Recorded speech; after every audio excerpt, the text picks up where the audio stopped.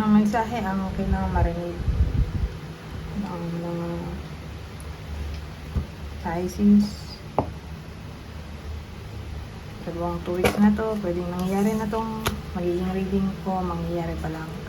Kung hindi man para sa inyo, itong magiging reading ay di baka para sa someone na malapit sa inyo o sa someone na kakilala niyo mismo.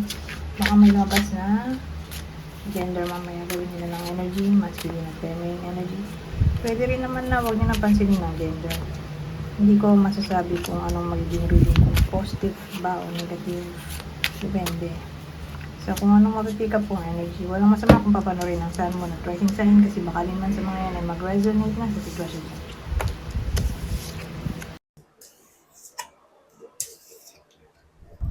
So dalawa yung tao, gawin ko na ng energy sila, okay? Kasi komplikado kung isa-isahin ko pa.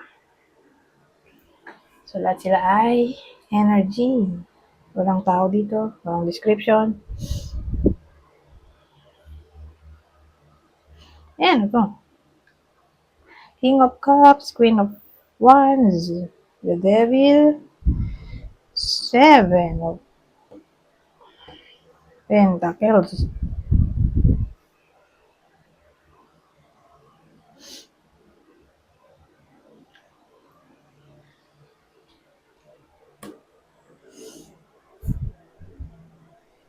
Tungkol saan to?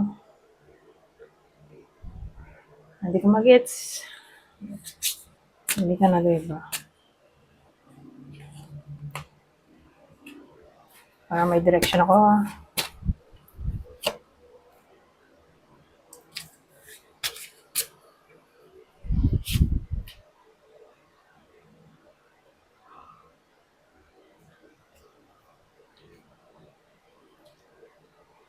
Kaya lang ilaw dito. Malabo naman. Dilim. Anyways.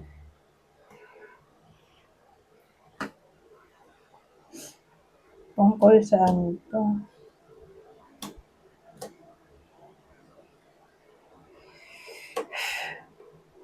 So, ito yung subject natin.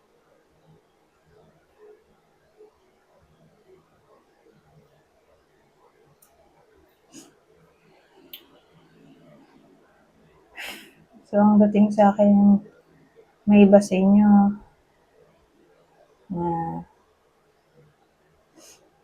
nagwi-wish. Sad kasi sila eh.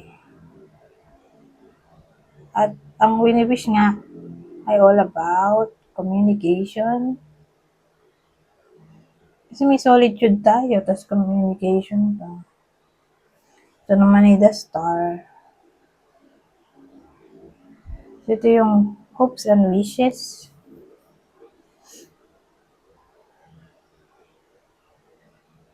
O blessing na hinihintay about reconnection. Kasi probably di sila magkasama, magkausap at solitude din tong card na to.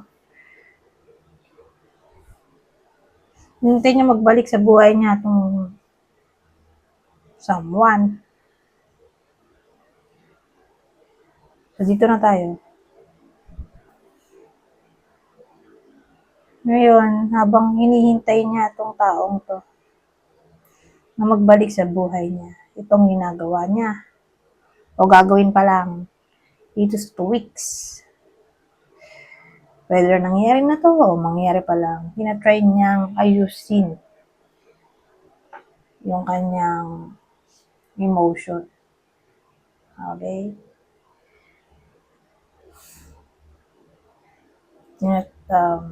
Inaaral niyang ibalanse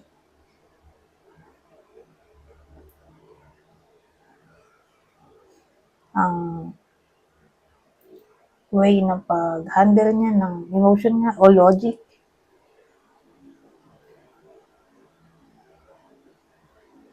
Somehow, tinatry niya rin na wag na maging insecure at maging confident sa sarili.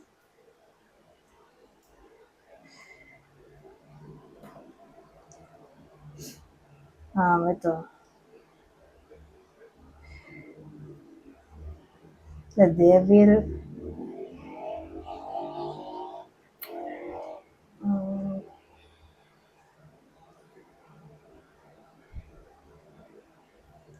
ang dating sa akin, tinatry niya i-fight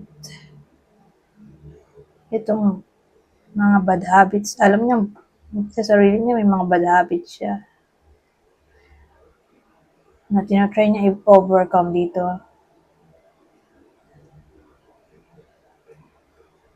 Kaya lang kasi Seven of Pentacles ang dulo. Ito ay patience card. Ayun pala nakalagay. Patience card.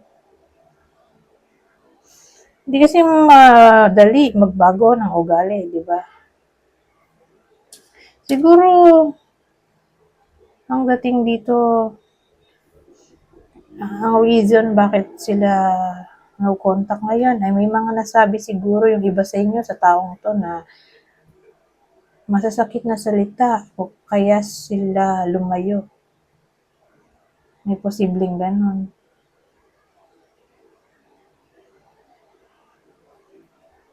So, ang possible outcome natin, Seven of Pentacles. Yan ay waiting card.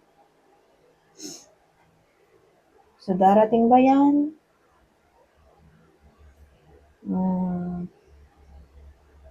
Hindi eh. Sa 2 weeks, hindi. Kasi nga, patience card. Kailangan mo maghintay.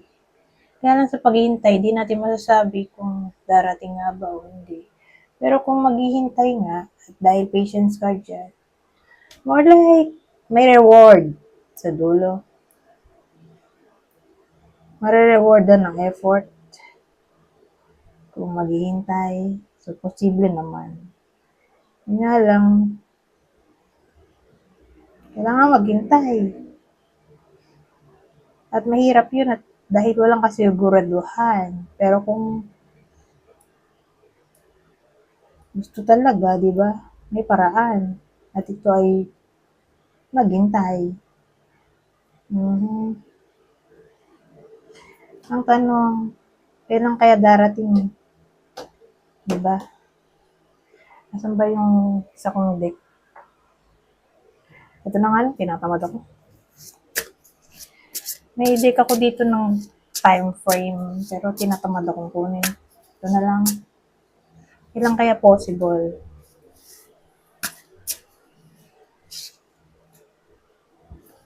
Ang reconnection. Kapag ready na yung babae, dito yung babae. Depende kung kailan siya ready. Siguro kapag totally nag-heal na siya, o na-overcome niya na yung mga bad habits niya sa sarili niya. Pag na-renew na niya yung sarili niya. So again, maaaring dumepende sa babae kung gaano kabilis yung progress niya sa pag-overcome ng mga bad habits, unhealthy habits. Yan. Ngayon, ibang case, dahil nandito tong the sun. So, syempre, sun, di summer, di ba? Summer season. Sa panahon ng tag-araw. Ngayon, tong ship, tulad nitong Seven of Pentacles. Ano siya success card naman din yan, Seven of Pentacles. Kaya lang, nire-require yung patience. Hindi lahat ay kaya maghintay. Di ba? Na para bang magsisimula. Dun pa lang magsisimula. Marangkada yung manifestation. Sa panahon na magsimula yung tao maghintay. Okay? O, posible talaga. Yun nga lang nga. Hindi natin masabi kung kailan talaga.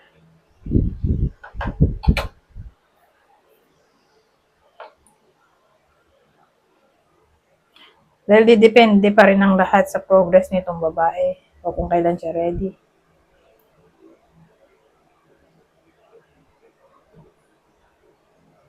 Pero ibang case, hindi naman to matagal na aabot ng taon. So siguro within a few months. Mhm.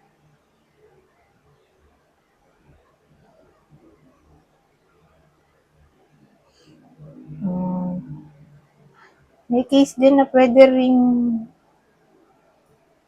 May. Mhm. Pwede rin.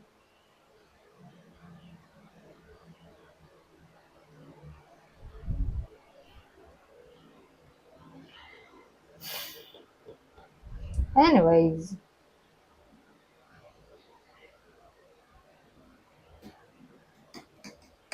kuha tayo dito. Ito na. Ito ang masasabi nito. Ibang senaryo na tayo ha.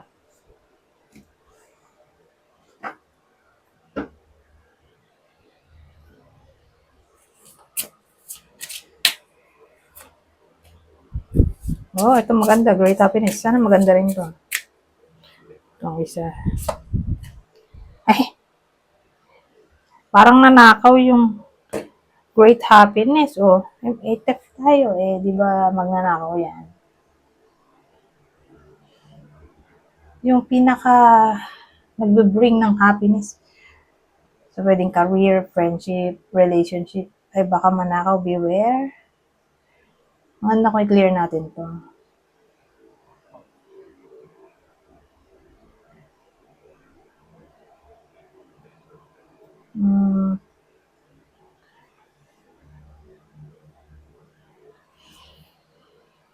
I-clear natin.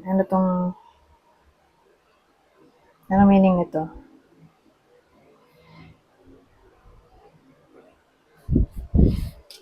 Ano yung great happiness?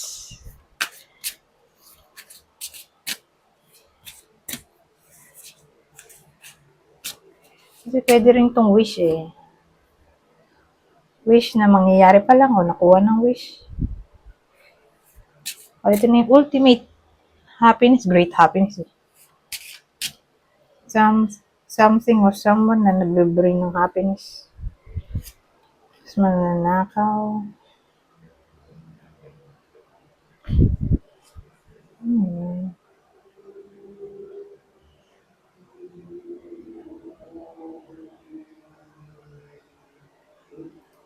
Kung di siya mananakaw, mawawala. Okay? Ito. Ang meaning nito.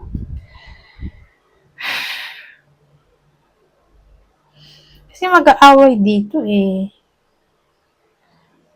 So, pwede itong career path. Kung dito, career path. So, sabihin natin, may mawawala sa trabaho dahil napaaway. O, yung promotion na nakaw. O, may gamit na paborito na nanakaw.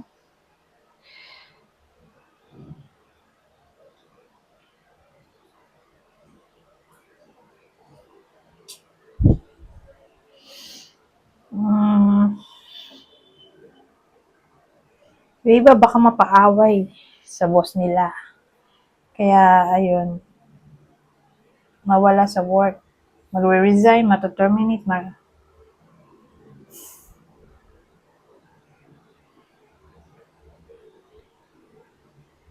ano ba? Masasabotahe.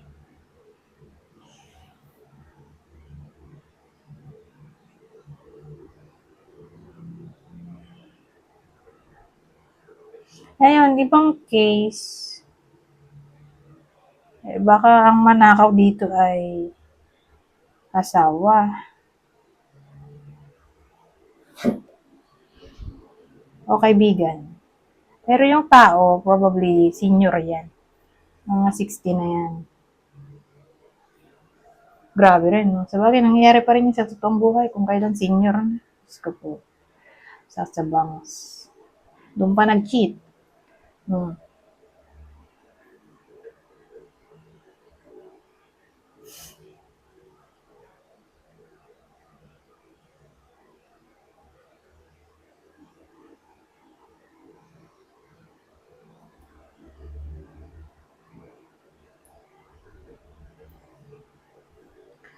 O sabihin natin may makakaaway overall na to.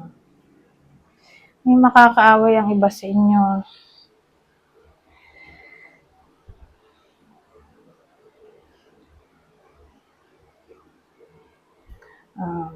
Siguro kadugo. Kung kadugo, probably someone na mas matanda sa iba sa inyo.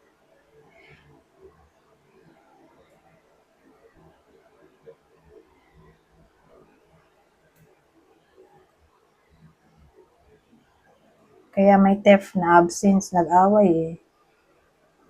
So someone na siguro malapit. Ito naman kasi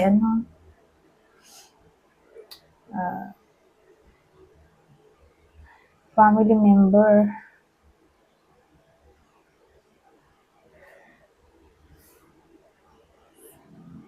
Like uncle, auntie.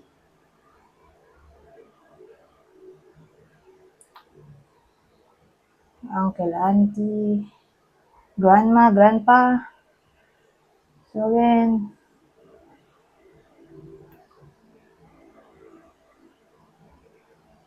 pwedeng ganon. O anyone na parang nire-respeto nyo. Mataas ang respeto nyo. Ayun nga, parang mapapaaway.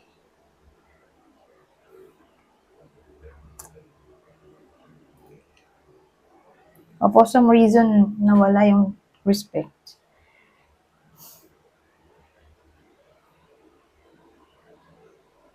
Sa taong iniidolo. Pwede rin naman ganon.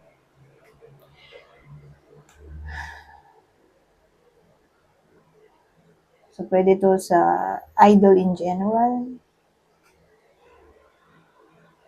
Parang na-turn off yung iba. Sa idol nila.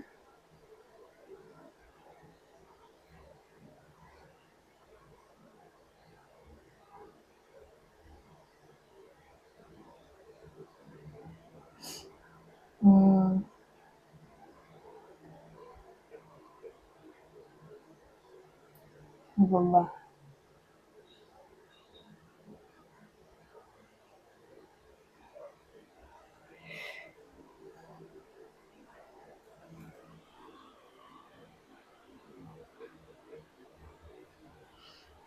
So again, kadugo.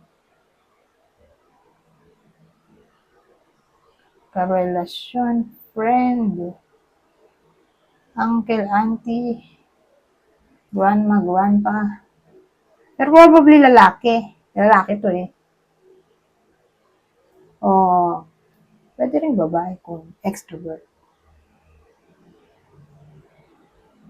Kasi may involvement tong taong to.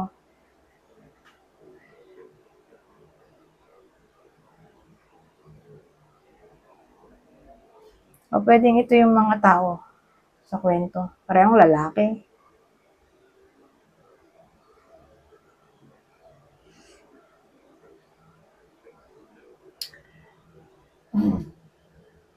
Ito kasi King of Wands eh. Ito King of Spades.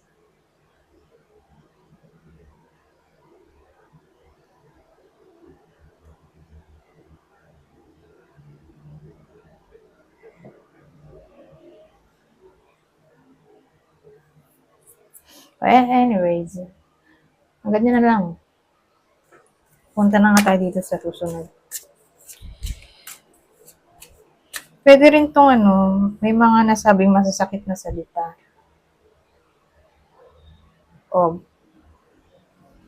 violence, abuse, in general.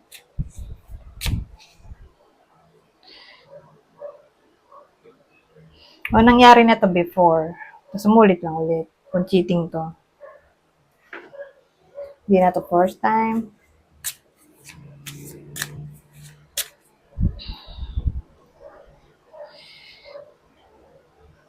O nawala sa buhay dahil sa pagiging nagger. May nagger. Sarcastic. O verbally abusive na tao. Masyadong frank. Pwede rin. So again, dito na tayo. Kunin nyo lang yung info na sa tingin nyo fit sa inyo. Kukuha ko ng 3, bawasahin ko na lang. Ito ng general advice for the whole 2 weeks. Unexpected connection. Opposites attract. Proposal. Your romance is about to evolve and level up. At ang huli, physical connection. The sacred union of bodies to becoming one. Anyways, hanggang dito na lang. Goodbye. For now. Pisces na pala ito. Ending na. Ay, mga pa Pisces. So, ending na ako. Ang series na to.